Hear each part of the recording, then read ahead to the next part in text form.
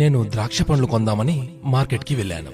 అక్కడ పండ్లను అమ్మేవాళ్లు చాలా మంది కనిపించారు.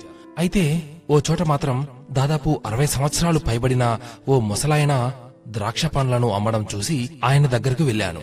తాతయ్య, కిలో ఎంత అని అడగగానే, కిలో 80 రూపాయలు బాబు అన్నారు. నా చూపు ఆ బండిపైనే విడివిడిగా పడి ఉన్న ద్రాక్ష పండ్లపైకి వెళ్ళింది. నేను వెంటనే, తాతయ్య, మరి వీటి ఖరీదెంత అన్నాను. ఆయన, కిలో 30 రూపాయలనైనా అన్నారు.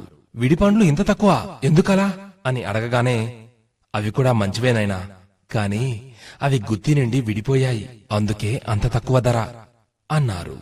ఆయన మాటలు వింటూనే నాకు ఒక విషయం అర్థమైంది. సమాజము, సంఘము మరియు కుటుంబం నుండి విడిపోతే మన జీవితం కూడా సగానికన్నా తక్కువకు పడిపోతుంది. అందుకే మన కుటుంబ సభ్యులతో, సమాజంతో, ఇంకా మిత్రులతో ఎప్పుడూ టచ్లో ఉండాలి మరి.